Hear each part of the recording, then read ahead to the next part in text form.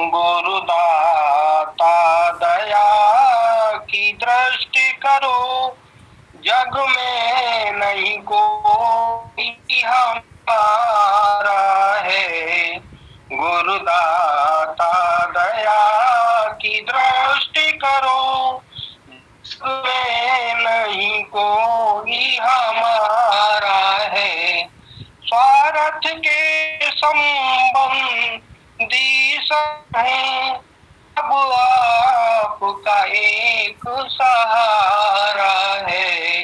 गुरुदेव दया की दृष्टि करो, तुम्हें नहीं कोई हमारा है। तन विकल्प मन अति चंचल है, नस नाड़ियों तक में हलचल है। शांति का पोषण पता नहीं, शांति का पोषण पता नहीं, यूं काल करम ने मारा है। गुरुदेव दया की दृष्टि करो, जग में नहीं कोई हमारा है। नहीं योग युक्त का कोई यतन, नहीं ज्ञान ध्यान का है साधन। दुता दुचिता ने घेर लिया, दुविधा दुचिताई ने घेर लिया। इस घेर का वार न पा है। गुरुदेव तुम्हें नहीं कोई हमारा है। आफत और विपत का सामना है, क्यों कर इसकी थाम है। बात का पूरा निश्चय हुआ, सुख आई महासंहारा है। गुरुदाता दया की दृष्टि करो, जग में नहीं कोई हमारा है। इस क्या कहूँ कहाँ जाऊँ आऊँ, किस विधि शांति की दशा पाऊँ। मेरे गले पड़ी दुख की फांसी, यह काल बड़ा हत्यारा है। गुरुदेव दया की दृष्टि करो, जग में नहीं कोई हमारा है। सत्संग नहीं वचन के सुनकर भी नहीं होता है मनन, निष्फल जाता है मेरा जन्म। जन्मन हारा हारा हारा है। गुरुदेव दया की करो, अब नहीं कोई हमारा है। अब आपके चरणों में आया, अब आपके चरणों में आया, मुझको अपनी दो शरणाई। अब आपके चरणों में आया, मुझको दो अपनी शरणाई। राधा स्वामी नाम का दान में, राधा स्वामी नाम का आपके यह नाम मुझे अति प्यारा है। गुरुदेव दया की दृष्टि करो, जग में नहीं कोई हमारा है। राधा स्वामी। राधा स्वामी।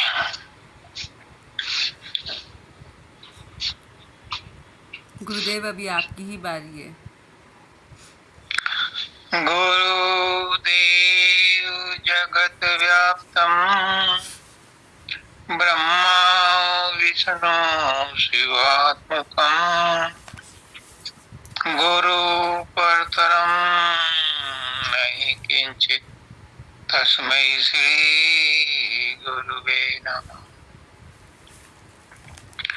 सर्वे भवन्तु सुखिनः सर्वे सन्तु निरामयाः सर्वे भद्राणि पश्यन्तु मा कश्चित् दुर्भाग्यः। परम तत्वाधार परम पुरुष पूर्ण धनी मालिक के कुल हजूर पुष्करनाथ जी महाराज की पवित्र आत्मा सभी सत्संगी भाइयों बहनों माताओं बच्चों बुजुर्गों सबको राधा स्वामी।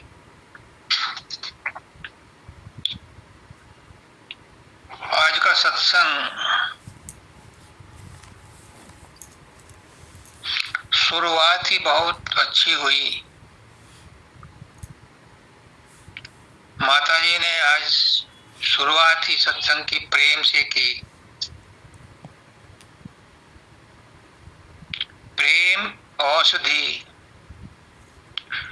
ईर्षा द्वेष मन के रोग हों, और जहाँ ईर्षा द्वेष होते हैं वहाँ शोक और कलेश है। मन ही सबकी औषधि, प्रेम ही सबकी औषधि है। अब उन्होंने बताया कि जो हम प्रेम करते हैं ये मोह हो जाता है। क्यों? प्रेम किस माध्यम से कर रहे हो? अगर शरीर से शरीर का प्रेम कर रहे हो तो शरीर तो नाशवान है दोनों। ये सच्चा प्रेम हो ही नहीं सकता। शरीर से शरीर का प्रेम सच्चा प्रेम हो ही नहीं सकता क्योंकि दोनों नाशवान है। अगर मन से करोगे तो मन से जो भी चीज लेकर के आप अर्पण करोगे उसमें कमियां रहेंगी क्योंकि मन में कमियां हैं, मन पूर्ण है ही नहीं। मन के माध्यम से जो भी काम करोगे, अगर प्रेम करोगे मन के माध्यम से तो भी वो सात्विक प्रेम हो ही नहीं सकता क्योंकि मन माया का एजेंट है, उसमें अडल्ट्रेशन रहेगा ही रहेगा। तो प्रेम, असली प्रेम जो होता है वो आत्मा का आत्मा से होता है, वो विशुद्ध होता है।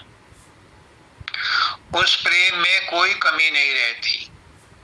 राधा का कृष्ण जी से था तो वो चाहे पास रहते थे या दूर रहते थे, आत्मा का आत्मा से प्रेम था, उसमें कोई कमी नहीं रहती। और अगर कमी रहती भी है तो प्रेम वो औषधि है कि सारी कमियों को दूर कर देता है। जो शरीर से और मन से किया जाता है अगर वो आत्मा तक पहुंच जाए तो वो भी बीच के जो मोह है, स्वार्थ है, उसको साफ कर देगा। लेकिन वो प्रेम आत्मा तक नहीं पहुंचता, इसलिए वो दूषित हो जाता है। वो प्रेम प्रेम नहीं कहलाता क्योंकि प्रेमी जब प्रेम करता है उसे तो होश ही नहीं रहती कि वो प्रेम कर रहा है। अगर उसे ये ख्याल है कि मैं प्रेम कर रहा हूं तो वो भी पूर्ण प्रेम नहीं है, समर्पित प्रेम नहीं है। प्रेमी तो अपने आप को खो देता है, प्रेम करते करते अपने आप को भूल जाता है। वही आत्मा का प्रेम आत्मा से होता है। आत्मा जब दूसरी आत्मा से प्रेम करती है तो उनमें द्वैत खत्म हो जाता है। अगर द्वैत रहता है, अगर को प्रेमी को, प्रेम करने वाले को ये पता है कि मैं प्रीतम से प्रेम कर रही हूं या कर रहा हूं, तो द्वैत है, द्वैत हो गया। एक प्रेम करने वाला, एक प्रेमी, और प्रेम में द्वैत चलता नहीं। प्रेम गलियति सागरीता में दोनों समाये। और वो प्रेम शुद्ध कब होगा? जब वो आत्मा का आत्मा के साथ होगा। पहली बात तो इन्होंने ये बतलाई। दूसरी बताई कि विचारों को शुद्ध करो। अब विचार कैसे शुद्ध होंगे? विचार का डिपार्टमेंट है मन का, और मन बना ही ऐसे तत्वों से है कि जिनमें अशुद्धता ही भरी हुई है।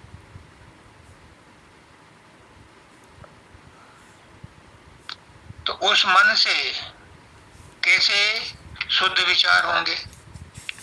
और फिर मानव दयाल जी कहते हैं कि विचार चाहे शुद्ध हो या अशुद्ध हो, विचार तो विचार है, मन के खेल हैं। और मन है ब्रह्मांडी, मन का अंश, ब्रह्मांड का खेल खिलाने वाला। तो विचार जो भी करेगा वो अच्छे करेगा तो, और बुरे करेगा तो, दोनों ही कर्म फल देंगे। अच्छे विचार सोने की जंजीर बन जाएंगे, बुरे विचार लोहे की जंजीर बन जाएंगे। तो इसलिए संत कहते हैं, गुरु कहता है कि तुम विचारों से ऊपर उठो, मन से ऊपर उठो, शारीरिक बोधभान भूल जाओ, मानसिक बोधभान भूल जाओ। और वो तो कहते हैं आत्मिक बोधभान भी भूल जाओ, कारण शरीर को भी भूल जाओ, प्रकाश को भी भूल जाओ, क्योंकि प्रकाश आत्मा ही है। तो विचारों को शुद्ध करने का तरीका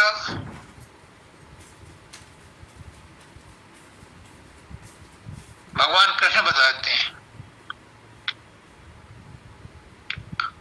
भगवान कृष्ण कहते हैं गीता में कि अर्जुन, तू विचारों को शुद्ध नहीं कर सकता, मन पर कंट्रोल नहीं कर सकता, तो एक काम कर, आसान तरीका है। क्या?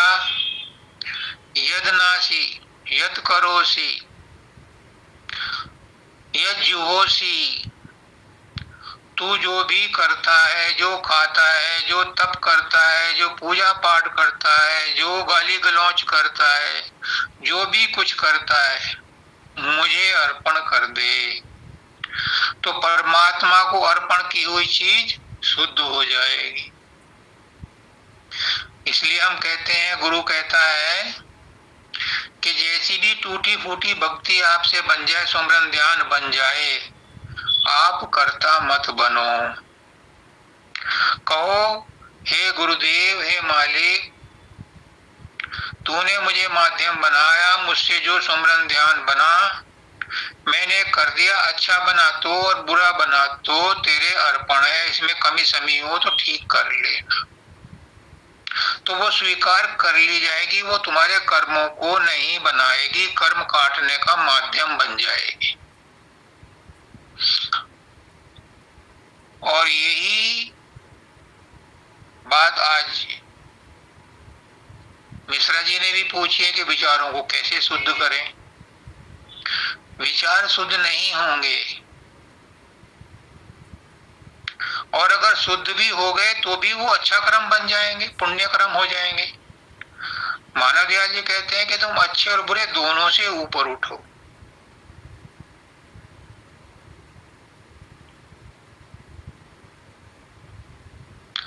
अगर तुम दोनों से ऊपर उठ गए तो विचार तुम्हारा क्या बिगाड़ेंगे?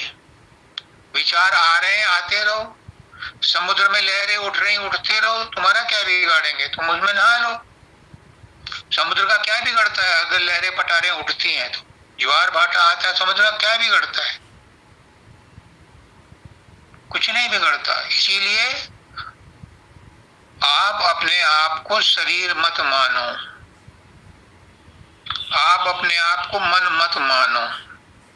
अगर शरीर मानोगे तो शरीर में दुख दर्द आपको परेशान करेंगे। मन मानोगे अपने आप को तो मन के विचारों से दुखी रहोगे, चिंताओं से दुखी रहोगे। अगर आत्मा मानोगे तो प्रकाश में भी दुखी रहोगे। गुरु कहता है तो तत्वमसी, तू वही है। वही कौन? और गुफा में जब आत्म सूरत चली जाती है तो वो कहती है सोहम सोहम। मुझे मानव दयाल जी ने पहला नाम सोहम ही दिया था, 1.5 साल बाद दिया था राधा स्वामी नाम, पहले सोहम ही दिया था। सोहम का मतलब है मैं वही हूँ। उन्होंने मुझे बताया कि तुम ध्यान से सुनो अपने सांस को, सांस क्या कहती है। हम्म, मतलब मैं वही हूँ सोहम। तो तुम अपने आप को वही मानो और तुम वही हो। परमदयाल जी कहते हैं कि मुझे आत्मज्ञान अभ्यास करके नहीं मिला, ज्ञान से मुझे समझ में आई। क्या ज्ञान आया उन्हें समझ में? कि मेरा रूप लोगों के अंदर प्रकट होता है और वो मेरा अपना काम बना लेते हैं, और मैं वहां होता नहीं, मैं जाता नहीं, मुझे पता नहीं होता। वो जब घटनाएं मुझे बताते हैं तो मेरे दिमाग में बात आती है कि दाता दयाल भी मेरे अंदर नहीं आते थे, जिनको मैं इतना चमत्कारी समझता था, इतना एहसानमंद था उनका, वो भी नहीं आते थे। ये मेरा अपना मन का बनाया हुआ स्वरूप है। हर लोग, हर आदमी अपने मन की ताकत से स्वरूप बना लेता है और उससे काम निकाल लेता है। तो वो कहते हैं कि इस मन से भी मन से ऊपर उठो, मन से परे जाओ।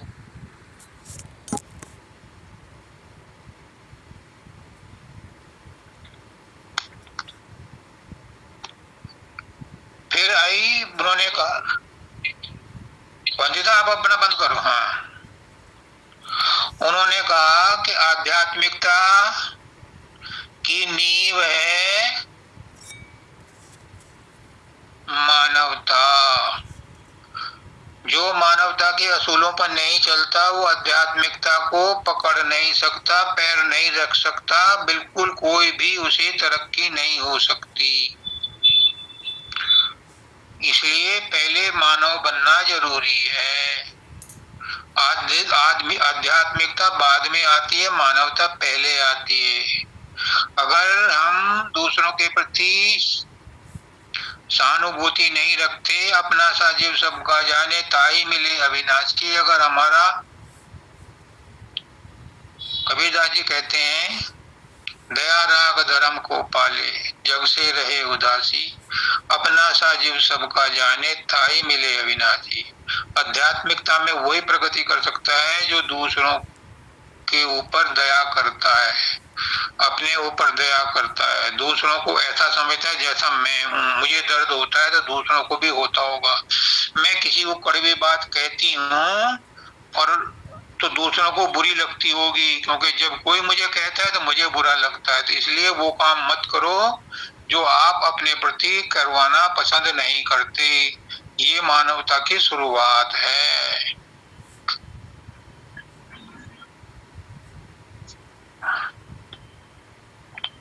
फिर राजा ने छोटा सत्संग दिया लेकिन बड़ा मार्मिक था। वो कहती है कि जब तक पूर्ण विश्वास नहीं होता तब तक कितना ही बड़ा गुरु क्यों ना हो, परमात्मा ही क्यों ना हो, किसी की मदद नहीं कर सकता। बाबा फकीर कहते हैं डंके की चोट पर, ए सत्संगियों क्यों बावले हो रहे हो, क्यों गुरुओं के तलवे चाट रहे हो। तुम्हारा अपना विश्वास ही तुम्हारा काम बनाता है। विश्वास कम फलदायकम, विश्वास ही फल देता है। तुम्हारा जितना गाढ़ा विश्वास होगा उतना ही तुम्हारा काम बनेगा।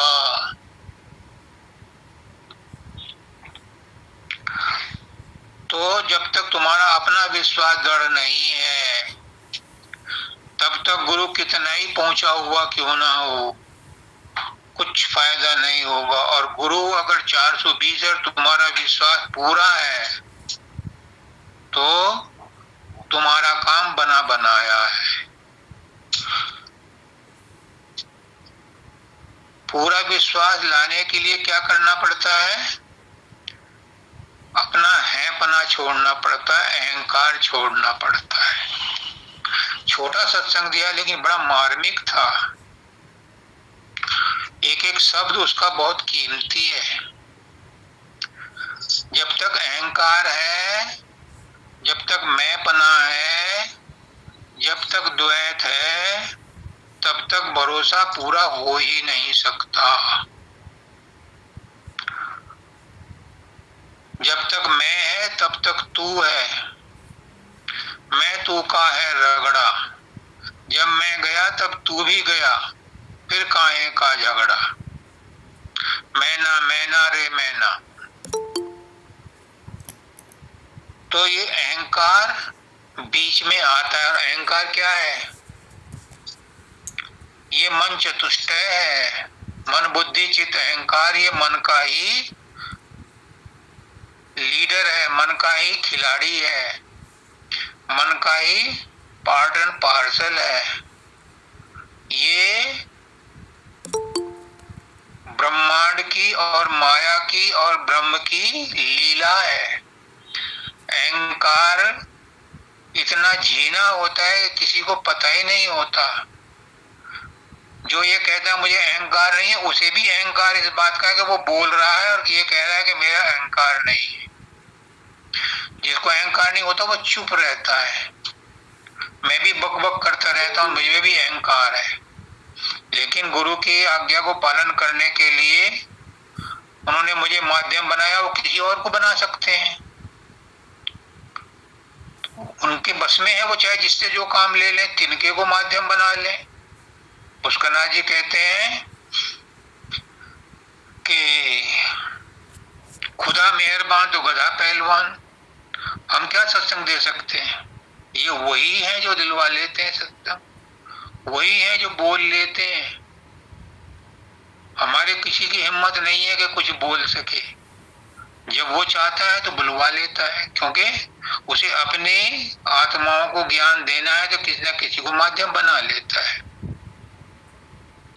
तो अहंकार की बात हो रही थी।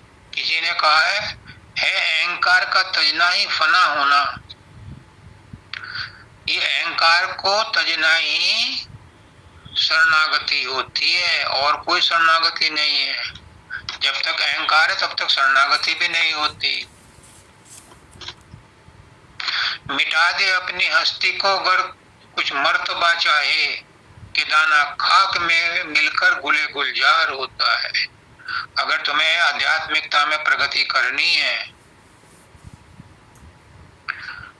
परमात्मा से मिलना है, मन से ऊपर उठना है, तो मैं और मेरा छोड़ना पड़ेगा। और जब मैं और मेरा छूट जाएगा तो तू और तेरा भी छूट जाएगा। फिर आप संत बन जाओगे। बिना संत बने मालिक का दीदार नहीं होता, संत कोई होता है। कबीरदास जी कहते हैं संत सुखी मन जीती हो। इस संसार में एक सुखी संत ही है जिसने अपने मन को जीत लिया, अपने मन पर काबू कर लिया। और आपको मन को काबू करने के लिए अपना अहंकार मिटाना पड़ेगा।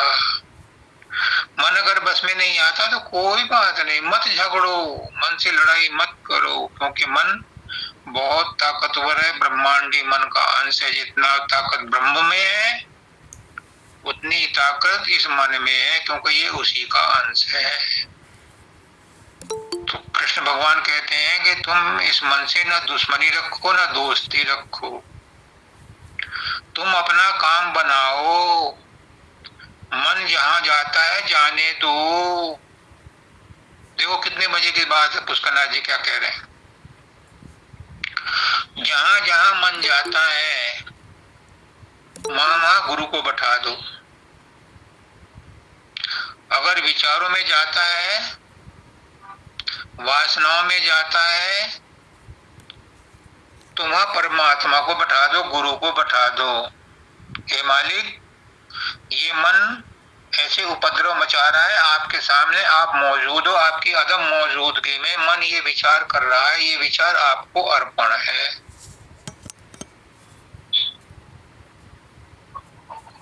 तो उसका प्रभाव आप पर नहीं पड़ेगा।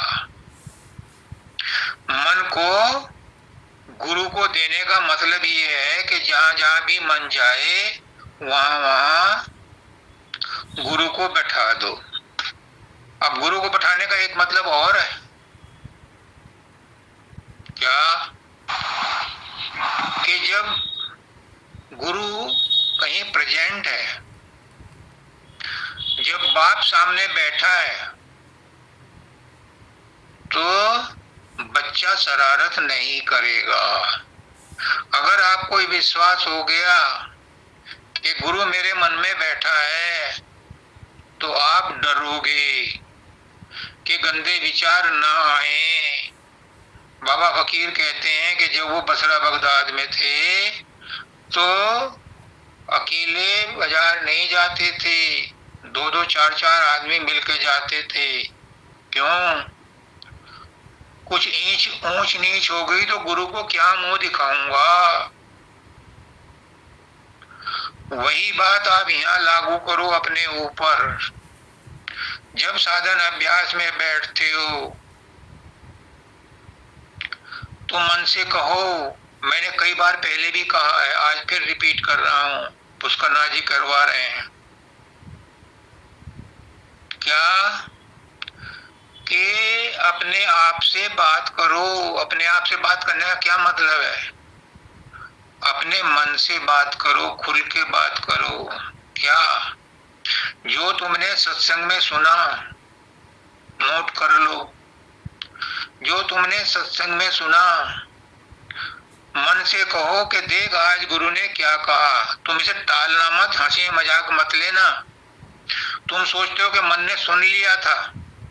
हम यही गलती करते हैं, हम एज्यूम कर लेते हैं कि मन ने सुन लिया था, हमें क्या बताने की जरूरत है। नहीं,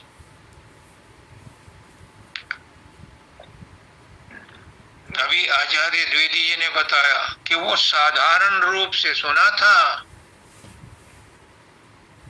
विशेष रूप से नहीं सुना था। मन को विशेष रूप से समझाओ कि आज सत्संग में गुरु ने क्या कहा। जब आप मन के रूबरू होगे, मन से कहोगे कि आज गुरु ने ये कहा, तो मन उस समय बुरे विचार नहीं लाएगा। ये मेरा अनुभव है, मैं अपने अनुभव की बात कर रहा हूं, किताबों में लिखी बात नहीं है।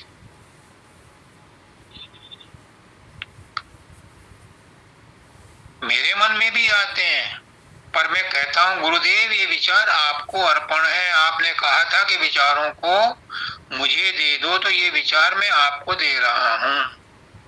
इन विचारों में मेरी कोई रुचि नहीं है, इन विचारों से मेरा कोई संबंध नहीं है, इनसे मुझे कोई लेन देन नहीं है। तो विचार चला जाता है। पर मन को रूबरू करके कहो कि आज गुरु ने ये बताया। मैंने कहा ना कि अपने मन से खुद बात करो। ये मत सोचो कि मन को पता है, मन को तो बहुत कुछ पता है, लेकिन अगर तुम मन से बात करोगे तो उस समय वो विशेष बन जाएगा। फिर उसका जो कॉन्शियस माइंड है वो सब कॉन्शियस में बात चली जाएगी, और सब कॉन्शियस से अनकॉन्शियस में चली जाएगी, तो वो वहां मजबूत हो जाएगी। फिर उसके ऊपर आपको परेशान नहीं होना, क्योंकि कहते हैं कि बात मर्दों में चली गई। जो कॉन्शियस माइंड है ये तो बहुत कुछ करता रहता है। सब कॉन्शियस माइंड स्वप्न में बहुत कुछ करता है, और अनकॉन्शियस माइंड सुसुप्ति में काम करता है। अगर उसके पास पहुंच गई आपकी अरदास, आपकी इच्छा, आपका विश्वास, आपकी चाहत अगर वहां पहुंच गई, कहते हैं कि भगवान चाहने से मिल जाते हैं, लेकिन चाहते बहुत है, सबको क्यों नहीं मिलते? क्योंकि ये अनकॉन्शियस माइंड तक नहीं पहुंची बात। फिर वही बात आ गई कि मन को अभी आपने विशेष करके नहीं कहा कि मुझे ये चाहिए। सैकड़ों चीज मांगते रहो। पुष्करनाथ जी कहते हैं जितनी मांगोगे लंबी लिस्ट बन जाएगी, कुछ नहीं मिलेगा और जन्म जन्मांतरों के लिए तुम्हारा टिकट बुक हो जाएगा। मत मांगो। अगर मांगना ही है तो गुरु को ही मांग लो, परमात्मा को ही मांग लो, भक्ति मांग लो, प्रेम मांग लो। प्रेम वो कहते हैं, कृष्ण भगवान कहते हैं अर्जुन संसार में आसक्ति मत रख, और तेरा मन नहीं मानता, आसक्ति रखना ही चाहता है तो मुझ में आसक्ति रख, क्योंकि परमात्मा में आसक्ति रख करके परमात्मा ही मिल जाता है। मैं फिर आपसे निवेदन कर रहा हूं कि ये किताबों लिखी बात नहीं है, ये अनुभव पर आधारित है। इसलिए अपने मन को अगर कंट्रोल में लाना है तो उससे जद्दोजहद मत करो, प्रेम से कहो आज गुरु ने क्या कहा। क्यों कहते हैं संत महात्मा कि सत्संग में आया करो, सत्संग को गौर से सुनो, सत्संग को दिल दर्दे दिल से सुनो, दीदा लगा करके सुनो। क्यों? सत्संग में सतगुरु मालिक से जुड़ा हुआ होता है। जो शब्द उसके जुबान से निकले हैं वो आकाशवाणी होते हैं, वो श्रुति होते हैं, वो ऊपर के मंडलों से आते हैं। जो हमारे पुराने गुरु हैं, ऋषि मुनि संत महात्मा हैं, जो अब शरीर में नहीं है, वो सब शब्द के रूप में हमारे वायुमंडल में है, हमारे ऑरा में है, वो उसको वही कहलवाते हैं। इसलिए सत्संग बड़े ध्यान से सुनो, गौर से सुनो। सत्संग में सुनते सुनते अगर समाधि लग जाए तो सुमरन ध्यान करने की जरूरत नहीं है, मानव दयाल जी कहते हैं।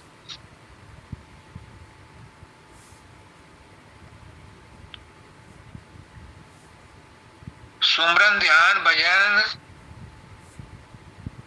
समाधि इसलिए लगवाते हैं कि मन बस में आ जाए, तन बस में आ जाए, मन बस में आ जाए।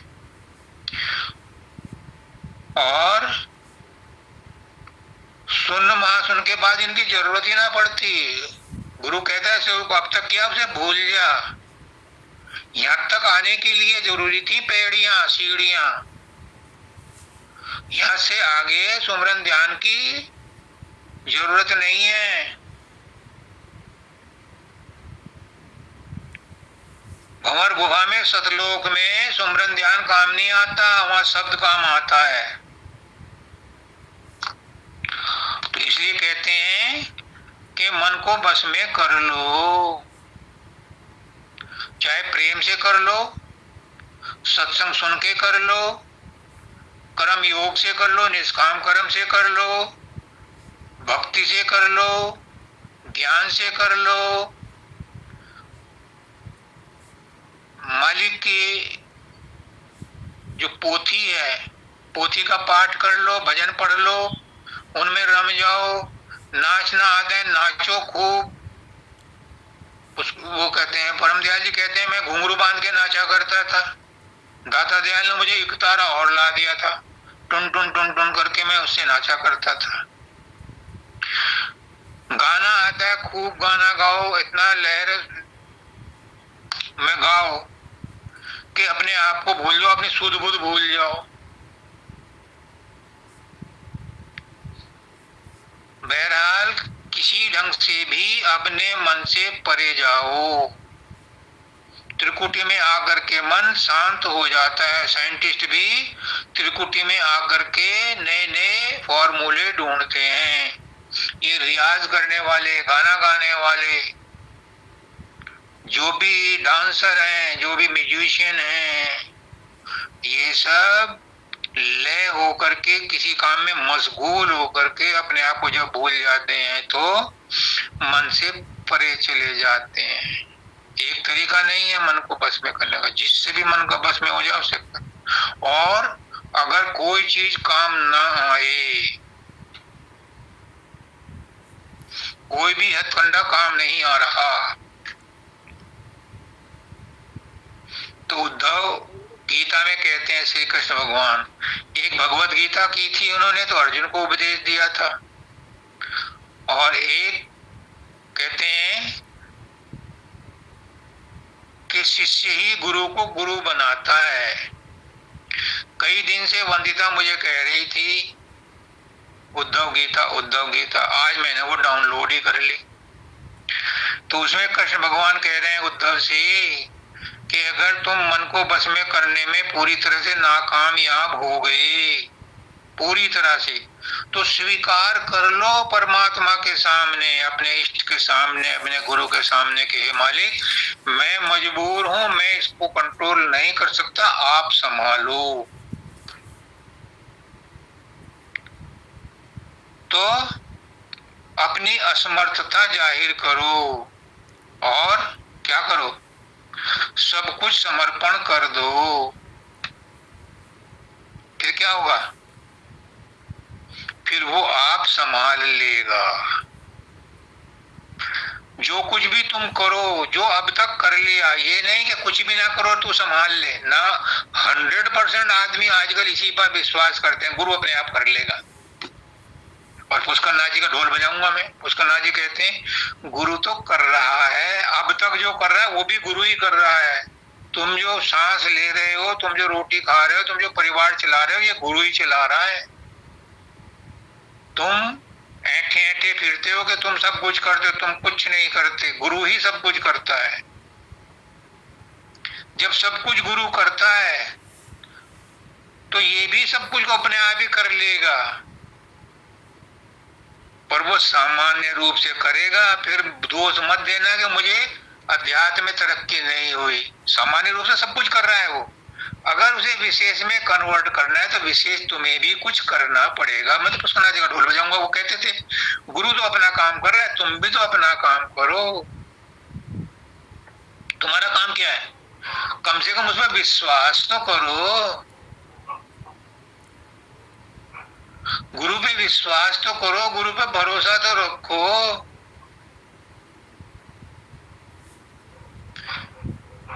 गुरु के कहने से काम बन गया तो भी एक बार धन्यवाद नहीं देते, और नहीं बना तो बुराई तो जरूर देंगे।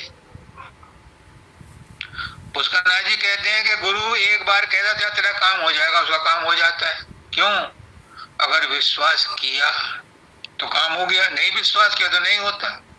परमदयाल जी कहते हैं कि मैं कहीं जाता हूं और मुझे लोग आके मिलते हैं तो मैं कहता हूं जा तेरा काम हो जाएगा, ध्यान किया कर, मेरा ध्यान किया कर। जब दोबारा जाता हूँ कहते हैं कि बाबा काम बन गया, अब ध्यान बन गया था, काम हो गया था। कुछ आके कहते हैं बाबा काम नहीं बना, वो कहते हैं मेरा ध्यान बना था, अगर नहीं बना तो फिर मैं क्या करूं। कहने का मतलब ये है कि तुम अपना फर्ज तो पूरा करो, जो तुम्हें बताया उतना तो करो, तभी तो गुरु आगे देगा। तुम कुछ परचेज करने के लिए जाते हो तो तुम्हें कुछ कुर्बानी देनी पड़ती है, पैसा देना पड़ता है, और तुम चाहो कि गुरु से सब कुछ फ्री फंड में मिल जाए। दे रहा है फ्री फंड में। आकाश, वायु, अग्नि, जल, पृथ्वी, ये 5 महातत्व हैं। ये 24 घंटे आपको फ्री में सब कुछ दे रहे हैं, लेकिन हम इनका भी नाजायज फायदा उठा रहे हैं। ये मालिक की प्रकृति है, हम इसे अपनी बना लेते हैं, अपना कहने लगते हैं। ये मेरा नल है, ये मेरी जमीन है, ये मेरा आकाश है, ये मेरी धूप है।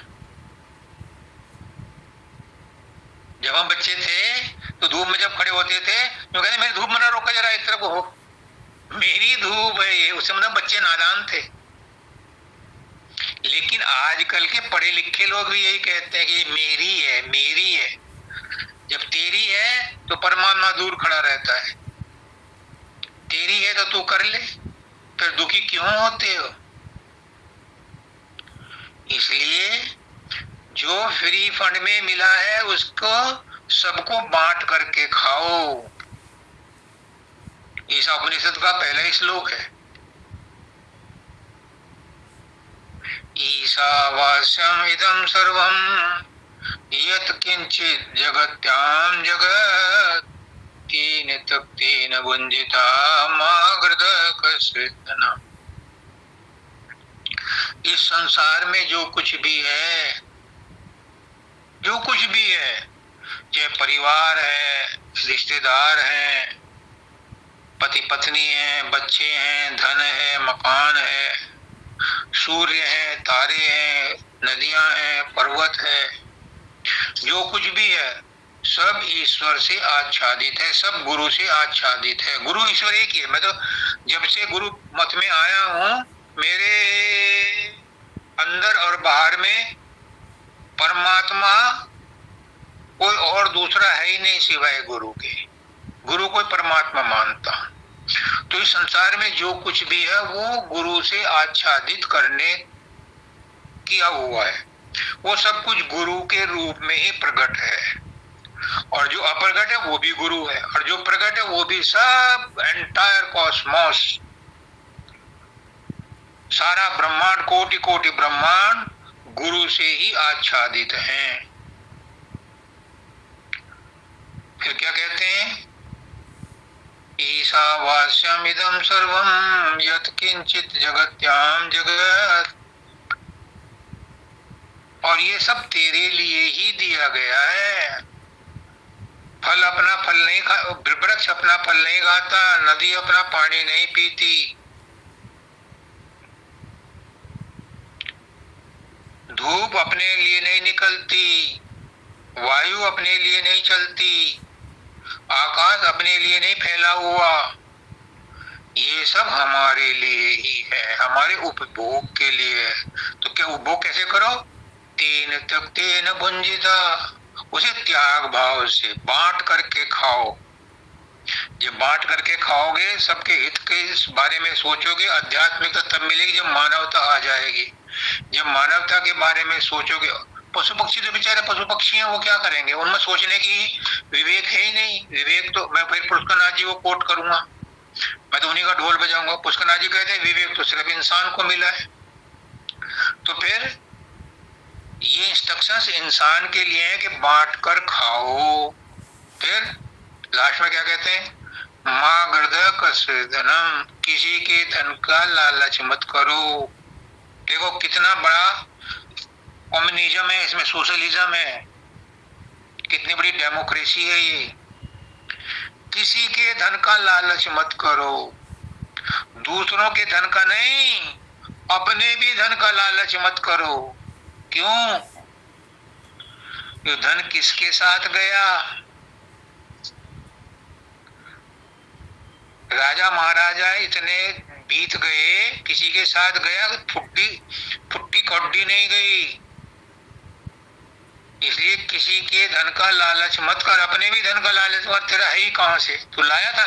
खाली हाथ आया था और खाली हाथ जाएगा। कफन में तो जेब भी नहीं लगाते। इसलिए इसका लालच मत कर। मतलब सबको अपने जैसा समझ करके बांट चाट करके खाओ, तो सारी समस्याएं दूर हो जाएंगी, मन साफ हो जाएगा। फिर मन को जबरदस्ती रगड़ने की जरूरत नहीं पड़ेगी। फिर आपको शिकायत नहीं होगी कि मन कहना नहीं मानता। मन तभी तक नहीं मानता जब तक कि तुम संसार की चीजों को अपना मना रहे हो, अपना मान रहे हो। तुम एक और मजे की बात है, सुन लो, इसे भी गांठ लिख लो। आज पुष्करनाथ जी कितने गहन रहस्य बता रहे हैं, गूढ़ रहस्य बता रहे हैं। आप कहते हो कि संसार नहीं छूटता, मन नहीं छूटता, शरीर की शिकायत है, और गुरु कहता है तुम्हें छोड़ने की जरूरत भी नहीं। न मन को छोड़ो, न संसार को छोड़ो, देखो आज उल्टी बात, तुम्हें छोड़ने की जरूरत नहीं, ये तो अपने आप छूट रहा। जो कल था वो आज नहीं, आज है कल को नहीं रहेगा। यह संसरती स संसार, जो सरकता रहता है वो संसार है। तो सरक रहा अपने आप ही। हमारे कितने रिश्तेदार अब तक चले गए, कोई रुका? क्या हम रुकेंगे? नहीं। तो अपने आप ही सरक रहा है। फिर जब ये सरक रहा है तो तुम इसे क्यों पकड़ रहे हो? भाई ये पकड़ने की आदत छोड़नी और कुछ नहीं करना। आज नई बात है। हमें संसार नहीं छोड़ना। तुम हो कौन संसार छोड़ने वाले? तुम्हारा संसार है। जो चीज तुम्हारी नहीं है उसे तुम क्यों कह रहे हो कि मैं छोड़ दूंगा? अरे तेरी है ही नहीं, तू क्या छोड़ देगा? बैल खोल बहू का दे और शुगर बनाए ससुरा ले। बैल तो अपना था ही नहीं, वो तो बहू का बैल है जिसको तुम जोत रहे हो, और वो तुमने खोल कर दूसरे को दे दिया और कह रहे हो मैंने बड़ा दानी हूं, मैंने दान दिया। तुम्हारा था ही नहीं वो बैल, वो तो बहू का था। वो तो परमात्मा का है जिसको तुम कह रहे हो कि मैं छोड़ दूंगा। संसार तुम छोड़ कैसे दोगे? तुम्हारा है ही नहीं, और जो है वो सरक रहा है, अपने आप ही जा रहा है। तो तुम घमंड में मत रहो और ना इस अक्षमता में डूबो कि मैं कैसे छोड़ूं। ये तो अपने आप छूट जाएगा, तुम्हें छोड़ने की जरूरत नहीं। इससे ज्यादा सिंपल और लैंग्वेज में क्या समझाऊं? ये पूरा दर्शन है, ये पूरा उपनिषद है, ये ज्ञान है। आज पुष्करनाथ जी बड़े मेहरबान है। वो कहते हैं कि संसार तो जाने वाला अपने आप चला जाएगा, तुम जबरदस्ती पकड़े बैठे हो। इस पकड़ने की आदत को छोड़ो, क्योंकि आज तक किसी ने पकड़ के रखा ही नहीं।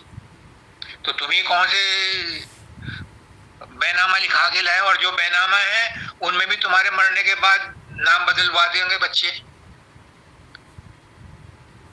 सबके बैंक अकाउंट में भी नाम चेंज करा देंगे। तो तुम्हारे पास था क्या और तुम्हारे पास है क्या? तुम लेके जाओगे, छोड़ोगे क्या? तो जो छूटने वाला है तो अपने आप छूट जाएगा। तुम क्यों इसमें जिद्दोजहद कर अपनी शक्ति बर्बाद करते हो?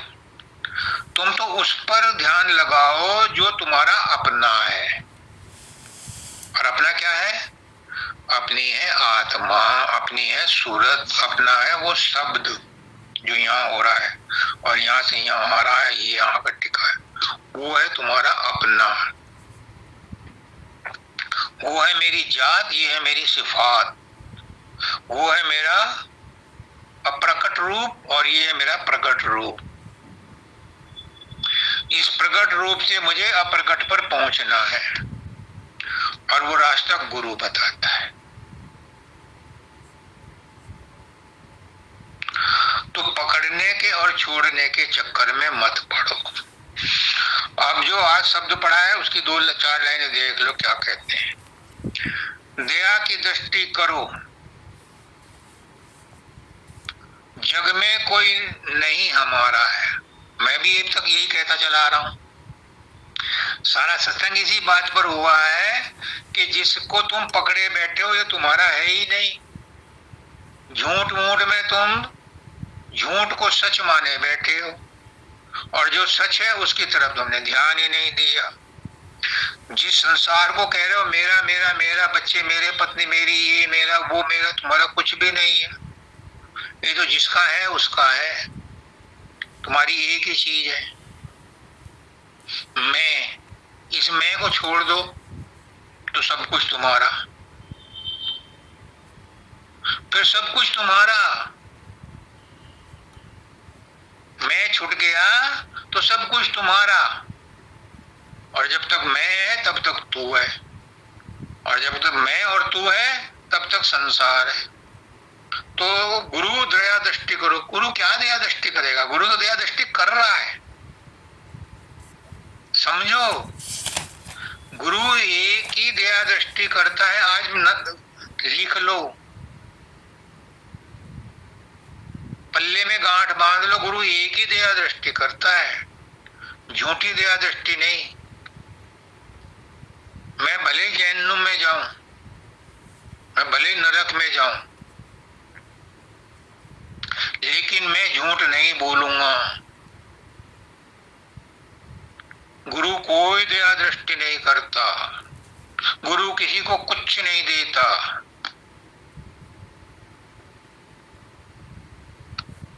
अगर उसके पास इतनी हिम्मत होती, कोई कहता है, बाबा फकीर कहते हैं कि अगर कोई सतलोक में पहुंच गया और वो ब्रह्म बन गया, वो परम परम ब्रह्म बन गया, वो परमात्मा बन गया, वो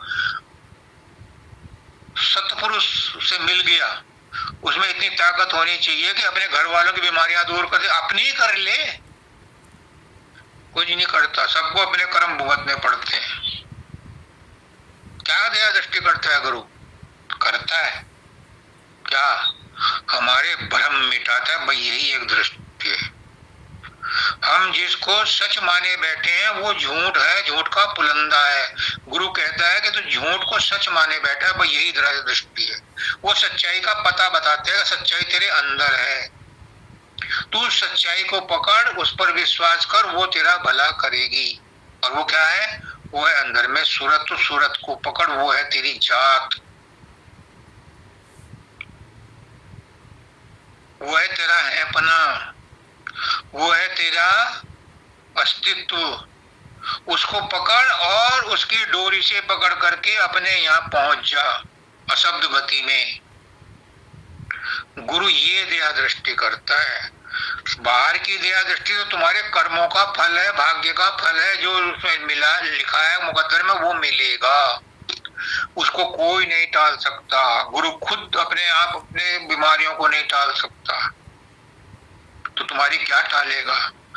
भ्रम में मत रहना।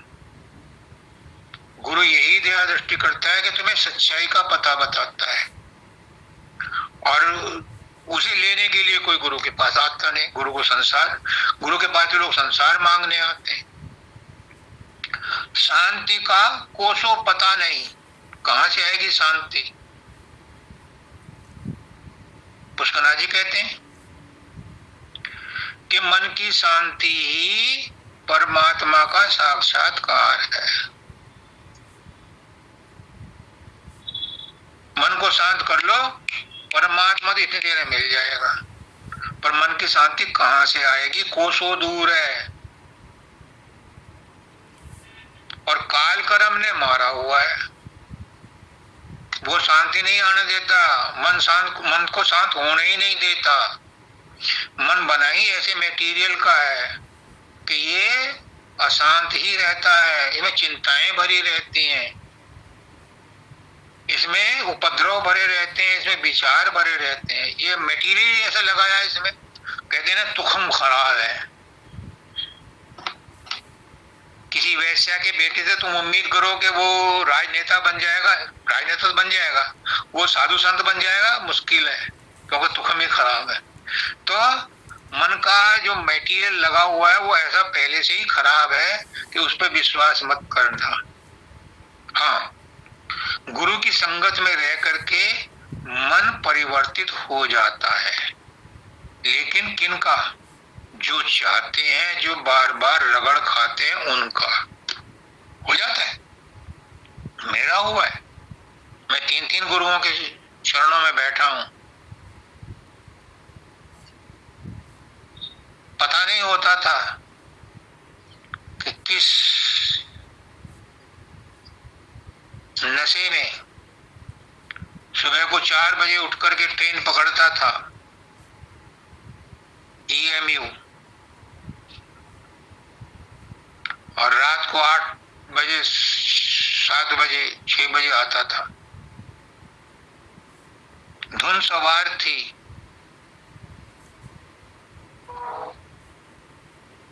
इससे कुछ नहीं होता जब तक मन साफ ना हो। अगर मन में ये विचार रह गया कि तू ने गुरु की सेवा की, तो वो सेवा नहीं हुई, वो कुसेवा हो गई। ये विचार ही हमें बंधन में डालता है, लेकिन इंस्पायर करने के लिए कहना पड़ता है। बाबा फकीर ने भी अपने कितने उदाहरण दिए हैं।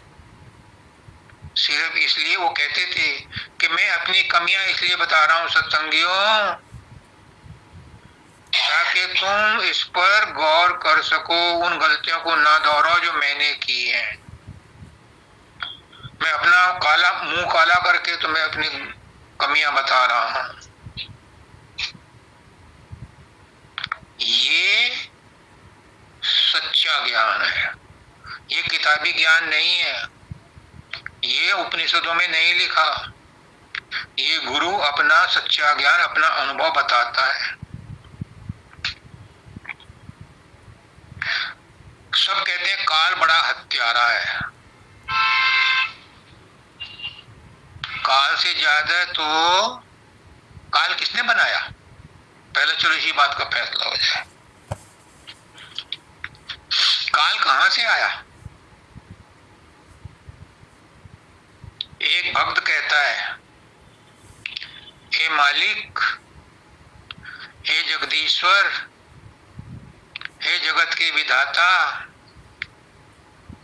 हे दीनानाथ, मैं तेरी शरण में हूं। तू दयाल है, सब पर दया करता है, और ये काल भी तेरा ही बनाया हुआ है। मानव दयाल जी क्या कहते हैं? काल और दयाल एक ही सिक्के के दो पहलू हैं। और बाबा फकीर क्या कहते हैं?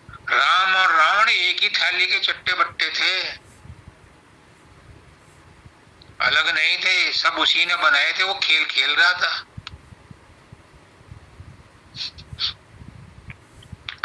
तो ये मत समझना कि काल हत्यारा है। काल तो स्वामी जी महाराज करें, काल रचा हम जानबूझ के, बिना काल नहीं होश जीव के। अगर काल ना हो तो जीव इतनी नरसंस हत्या करने शुरू हो जाए। हिटलर कितना हिंसक था, एक चंगेज खान था, कितना वो हिंसक था। डकैत आजकल तो खैर कम है, आजकल दूसरी तरह की डकैतियां हो रही हैं। ये जितने भी हैं ये काल के रूप, और यही नहीं, नरक में भी जो जाते हैं दुख उठाते हैं।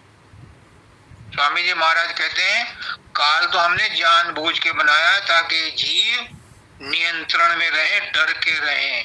अगर काल नहीं होगा, दंड नहीं मिलेंगे, तो जीव अनियंत्रित होकर के नुकसान करेंगे। इसलिए काल हमने जानबूझ के बनाया है। क्यों?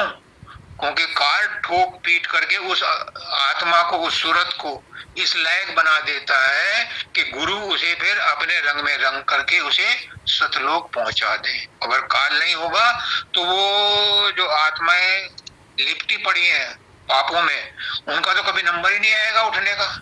जब वो काल उन्हें ठोक पीट लेता है, नरक में उनको दुख देता है, तो फिर गुरु आकर के उनको ऊपर का रास्ता बताता है और वो उनका उद्धार होता है। इसलिए काल बनाया है। तो काल बड़ा हत्यारा है, काल हत्यारा नहीं है, काल बड़ा दयालु है। क्योंकि काल और दयाल एक ही है, दो अलग नहीं है। हमें हत्यारा इसलिए लगता है कि वो हमारे ऊपर हमें दंड देता है। क्यों भाई? हमारे कर्मों का दंड हम नहीं भुगतेंगे तो दूसरा क्यों भुगतेगा? कर्म तो हमने किए, तो जो दंड मिल रहा है वो हमारे कर्मों का है।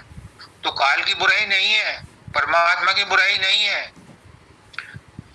ये तो कायदे, पुष्कराज जी कहते हैं, मैं उन्हीं का ढोल बजाऊंगा कि जो नियम तोड़ता है उसे दंड मिलता है। हमने नियम कितने तोड़े, तभी तो आज यहाँ बैठे। अगर नियम ना तोड़ते तो उसके पास बैठे होते। आज भी हम नियम तोड़ रहे हैं। सुबह से लेकर के डायरी लिखनी शुरू करो, कितने नियम तोड़ते हो तुम। तब तुम परमात्मा को, काल को बुरा नहीं कहोगे। करके देखो, नाप के देखो। राधा स्वामी नाम मुझे प्यारा है, सदगुरु ने हमें नाम दिया राधा स्वामी। क्यों? राधा स्वामी नाम जो गावे सो तरे, कल कलेश सब नाश, सुख पावे सब दुख हरे। ऐसा नाम अपार वेद न कोई जाने, जो जाने सो पार, बहुरे न जग में जन्म। राधा स्वामी गाय कर जन्म सुफल कर ले, और यही नाम निज नाम है, चित अपने धर ले। तो राधा स्वामी नाम क्यों प्यारा है? क्योंकि ये मेरा नाम है, ये मेरे गुरु का नाम है। गुरु और मैं एक हैं, इसलिए ये मेरा नाम है। राधा मेरा नाम है, स्वामी मेरा नाम है। राधा सूरत है, स्वामी शब्द है। जो सूरत है वही शब्द है, जो शब्द है वही सूरत है, जो राधा है वही स्वामी है, जो स्वामी है वही राधा है। इसलिए राधा स्वामी नाम मुझे प्यारा है, क्योंकि राधा स्वामी नाम मेरे गुरु का नाम है। ये राधा स्वामी नाम मेरा नाम है। अपना नाम सबको प्यारा लगता है। एक पिक्चर थी जिसमें महमूद का नाम सुंदर दास था, और था बहुत, उसका मतलब चेहरा दिखाया बहुत भोंदू सा, लेकिन उसे यही नाम प्यारा था। हर एक को अपना नाम प्यारा लगता है, अपनी शकल प्यारी लगती। क्यों? क्योंकि परमात्मा ने बनाई है। नाम तो इंसान ने दिया, पर शकल तो परमात्मा ने बनाई है। तो जो मुझे नाम दिया है, ये नाम संसार का नहीं है। और नाम तो संसार के हैं, पर राधा स्वामी नाम संसार का नहीं है। राधा आदि सूरत का नाम, स्वामी आदि शब्द पहचान। ये आदि के हैं, अनादि के हैं, इसलिए राधा स्वामी नाम मुझे पसंद है। समय हो गया जी। सबको राधा